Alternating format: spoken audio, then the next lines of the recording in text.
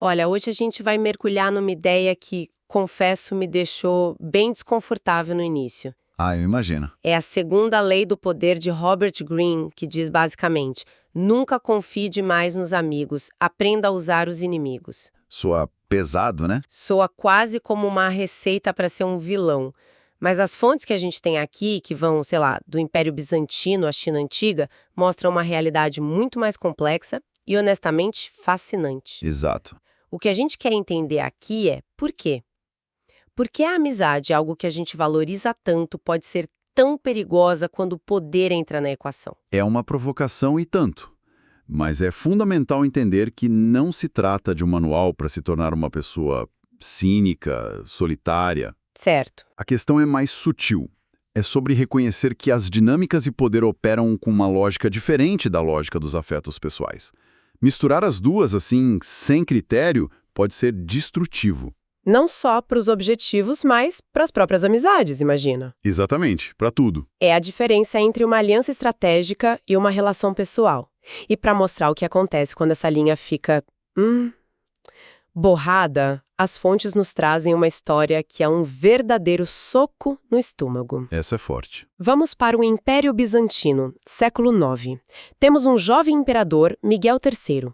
Ele é inexperiente, está cercado de gente traiçoeira, ele precisa desesperadamente de um conselheiro em quem possa confiar cegamente. É o cenário clássico de vulnerabilidade, né? O poder recém-adquirido é frágil e a primeira tentação é se cercar de rostos familiares, de pessoas que nos fazem sentir seguros. E é exatamente o que ele faz.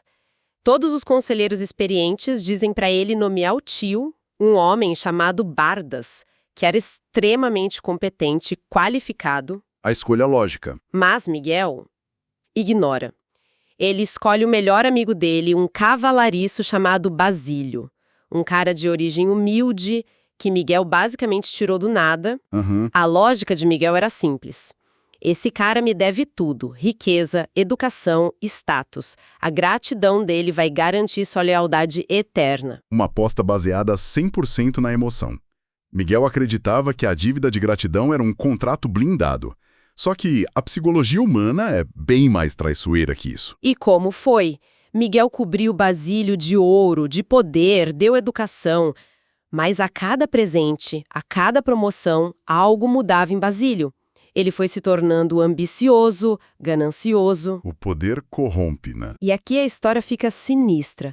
Basílio começa a envenenar Miguel contra a única pessoa competente ao seu redor, o tio Bardas. Ele convence o imperador de que o tio é uma ameaça. E Miguel, cego pela amizade, acredita. É o primeiro passo da tragédia. A amizade se torna um filtro que distorce a realidade. Basílio não precisava de fatos, só precisava explorar o afeto e a insegurança de Miguel. O resultado: Miguel ordena o assassinato do próprio tio e quem lidera o ataque, esfaqueando Bardas pessoalmente, é o Basílio. Nossa! Com Bardas fora do caminho, Basílio assume o comando do exército. O poder dele se torna quase absoluto. O amigo não só eliminou um rival, mas eliminou a competência que protegia o imperador. Miguel ficou ainda mais dependente dele. Anos depois, a conta chega. O império está com problemas financeiros e Miguel, sem dinheiro, pede a Basílio que devolva uma parte da fortuna que ele mesmo deu. E aí? A resposta de Basílio é o silêncio e um olhar de puro desprezo. Naquele momento, Miguel entende o monstro que criou. Que cena! Semanas depois, Basílio manda seus soldados matarem Miguel enquanto ele dormia, bêbado, e no dia seguinte, ele desfila pelas ruas com a cabeça do seu ex-melhor amigo, seu benfeitor, na ponta de uma lança. Que imagem brutal. É a traição no nível mais extremo que se pode imaginar. É difícil de acreditar, quer dizer, o cara tirou ele da miséria, deu tudo. Como isso vira um ódio tão profundo? Qual a psicologia por trás disso? E o mais louco disso tudo é a psicologia da ingratidão. O que Miguel via como um ato de pura generosidade, Basílio, com o tempo, passou a sentir como um fardo, uma humilhação constante. Um fardo. Sim. Cada favor era um lembrete de que ele não estava ali por mérito próprio, mas por caridade. As pessoas, em geral, preferem sentir que conquistaram o que têm. A dívida de gratidão pode se tornar opressiva, e a maneira mais fácil de apagar essa dívida é eliminar o credor. Então, em vez de fortalecer o laço, a generosidade excessiva criou ressentimento? Exatamente. Criou inveja e um desejo desesperado de reescrever a própria história, de apagar a imagem do cavalariço sortudo. E a amizade cegou Miguel para essa transformação. Ele viu o amigo de infância, não o predador que estava se formando bem na sua frente. É o exemplo perfeito de como misturar afeto e poder pode ser catastrófico. É uma história terrível. Mostra o pior cenário possível. Mas o fascinante é que as fontes também mostram o exato oposto. Líderes que entenderam essa dinâmica e a usaram para construir algo duradouro. E isso nos leva para a China, um século depois, com uma abordagem completamente diferente, quase cirúrgica. Pois é, vamos para o ano de 959. O general Zhao Guanyin se torna o imperador San. E ele herda um problema mortal. Um problema que era quase uma tradição na China. Por séculos, o ciclo era o mesmo. Um general forte derrubava um imperador, se coroava. E, para se proteger, matava os outros generais que o ajudaram. E aí, anos depois... Novos generais se levantavam e o matavam. O trono era o lugar mais perigoso do império. Era um ciclo de paranoia e sangue. E San queria quebrar esse ciclo. Pouco tempo depois de assumir, ele convida seus generais mais poderosos para um banquete. Depois de muito vinho, ele dispensa os guardas. Imagina o clima. A essa altura, os generais deviam estar apavorados, certo? Eles esperavam a morte. Com certeza, era o procedimento padrão. Eles devem ter pensado, é agora. Ele vai nos matar um por um. E é aí que a jogada de San é tão brilhante. Ele não apela para a lealdade, nem para a amizade, nem para o medo. Ele apela para o alto interesse deles. De uma forma que eles não podiam recusar. Exato. Ele se levanta e diz algo como: eu sei que vocês são leais, mas eu também sei que os seus soldados ambiciosos podem um dia forçá-los a se rebelar contra mim. Eu não quero viver em medo e não quero que vocês vivam em medo. Ele está preparando o terreno. Então, aqui está a minha oferta. Entreguem seus comandos e, em troca, eu lhes darei as mais belas propriedades e riquezas para que vivam o resto de seus dias em paz e prazer. É genial. É uma saída honrosa. Ele troca uma vida de ansiedade e perigo iminente por uma vida de segurança e luxo. Quem recusaria isso? Aaron. De uma só vez, San desarmou todas as ameaças internas sem derramar uma gota de sangue. Incrível. Mas o mais impressionante é o que ele fez a seguir, aplicando a segunda parte da lei: usar os inimigos. Ah, sim. Um rei rival chamado Léo se rendeu após anos de guerra. Ele chega à corte esperando a execução. Em vez disso, San lhe dá um cargo. Num banquete, Léo hesita em beber o vinho, com medo de veneno. A paranoia, né? E o San pega o copo da mão dele e bebe tudo na frente de todo mundo. Que demonstração de confiança. A mensagem era clara: a sua vida de inimigo acabou. Agora você está sob a minha proteção. Um inimigo perdoado assim, que esperava a morte e recebe honra, se torna grato de uma forma que um amigo nunca será. E tem outro caso de um rei chamado Shen Shu. Os ministros de San trouxeram provas de que Shen Shu, mesmo depois de derrotado, ainda estava conspirando. A decisão lógica seria prendê-lo. Mas San chama, o honra publicamente e, em segredo, entrega a ele o pacote com todas as provas da conspiração. Ele basicamente disse: eu sei o que você está fazendo e eu escolho te perdoar. Não faça de novo. Isso é maestria psicológica. Ele gera uma lealdade baseada não só em gratidão, mas em um tipo de temor respeitoso. Shen Shu percebe que está lidando com alguém que está sempre um passo à frente. E a dinastia dele durou, tipo... A lição de São é clara. A aliança mais estável não é a baseada em afeto, que é volátil, mas a baseada em interesse mútuo e gratidão calculada. Não à toa a dinastia dele, a dinastia Song, durou mais de 300 anos. Ok, mas isso é história antiga. Será que essa lógica ainda se aplica hoje, no mundo menos brutal? Se aplica e muito. As fontes trazem exemplos mais recentes que são igualmente impressionantes, como o caso de Talleyrand e Fouché, na França de Napoleão. Esses dois se odiavam profundamente. Talleyrand era o diplomata aristocrata e Fouché era o chefe da polícia secreta, um homem implacável que, inclusive, já tinha tentado matar Talleyrand. Eram inimigos mortais. E mesmo assim, quando Talleyrand decidiu que Napoleão estava se tornando um tirano, a primeira pessoa que ele procurou para conspirar foi o Fouché. Por quê? Porque não é amigo, né? Exato. Por que não alguém de confiança? Porque Talleyrand sabia que uma aliança com Fouché seria puramente profissional, sem a bagunça das emoções.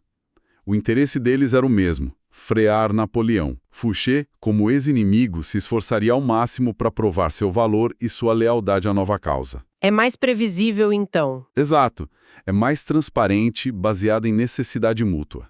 É mais seguro do que confiar num amigo que pode ter inveja ou agendas ocultas. A história de Henry Kissinger também é inacreditável. Durante a Guerra do Vietnã, um grupo de ativistas anti-guerra planejou sequestrá-lo.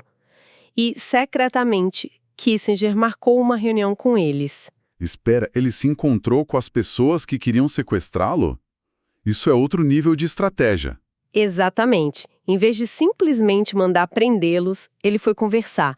Eles ouviu, debateu, encantou com sua lógica e, segundo a história, transformou um dos líderes do grupo em um amigo que o visitava por anos. Nossa! Ele entendeu que a hostilidade deles vinha de um sentimento de não serem ouvidos.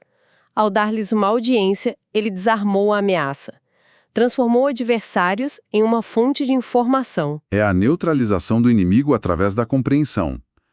Mas a visão mais radical e talvez mais perturbadora sobre isso vem de Mao Zedong. Sim, para Mao ter inimigos não era um problema, era uma necessidade.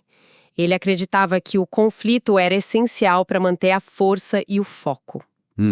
Quando o Japão invadiu a China, interrompendo a guerra civil, alguns de seus generais comunistas queriam deixar os nacionalistas lutarem sozinhos para se desgastarem. Mao discordou veementemente. Ele argumentou que lutar contra um inimigo poderoso como o Japão seria o melhor treinamento possível para o seu exército vermelho. E ele estava certo. A disciplina e a experiência de combate que eles ganharam foram cruciais para, mais tarde, derrotarem os nacionalistas. Mas a ideia dele vai além. Anos depois, ele chegou a dizer a uma delegação japonesa que a China deveria agradecer ao Japão pela invasão. Espera, ele agradeceu pela invasão? Sim, a lógica dele era que, sem um inimigo claro e perigoso, o povo chinês e o partido perderiam o senso de propósito, a disciplina, a identidade. Um inimigo externo força a união interna. Isso.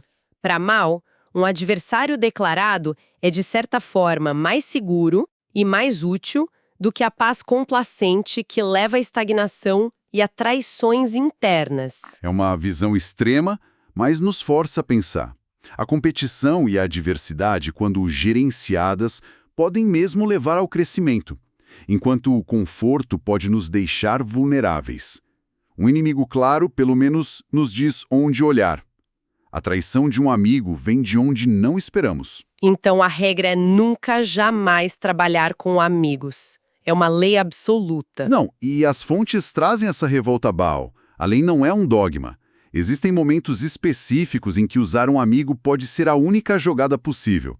Mas são situações de alto risco. Como o que eles chamam de trabalho sujo. Exato. Tarefas que envolvem um grande risco pessoal ou moral que um profissional ou um estranho jamais aceitaria. O afeto de um amigo pode torná-lo disposto a assumir a culpa, arriscar a própria pele de uma forma que ninguém mais faria. Outro uso, ainda mais sombrio, é como bode expiatório. Sim. Se um plano dá terrivelmente errado, sacrificar um amigo próximo pode ser uma manobra de distração eficaz. O público pode pensar, ninguém sacrificaria o próprio amigo de propósito, né? Mas o aviso é claro, é uma tática de terra arrasada. Você usa um amigo e o perde para sempre. É um custo altíssimo. Por isso, mesmo quando uma parceria com um amigo parece funcionar, a recomendação é de vigilância constante. Ficar atento a qualquer sinal. Qualquer sinal de inveja, de ressentimento, de mudança na dinâmica. Como disse o escritor Baldassare Castiglione, nunca confie tanto nesta armadilha tentadora da amizade a ponto de ter motivos para se arrepender mais tarde. A chave é a consciência. Faz todo sentido. Então, resumindo, a desconfiança em amigos no contexto do poder não é sobre ser cínico, é sobre entender a complexidade da natureza humana. Exato. É reconhecer que a gratidão pode ser um fardo, enquanto a lealdade de um ex-inimigo, por ser baseada em interesse e alívio, pode ser surpreendentemente sólida. No fim, é sobre separar o afeto pessoal da necessidade estratégica. Perfeito. No fundo, toda essa discussão pode ser resumida em uma citação brutalmente honesta do historiador romano Tácito. Ele disse: "Os homens estão mais prontos a retribuir uma injúria do que um benefício, porque a gratidão é um fardo e a vingança um prazer." É uma observação dura. Muito dura, mas que, se formos honestos, ecoa em muitas das histórias que vimos. E isso nos deixa com um pensamento final para refletir. Sim, uma provocação final.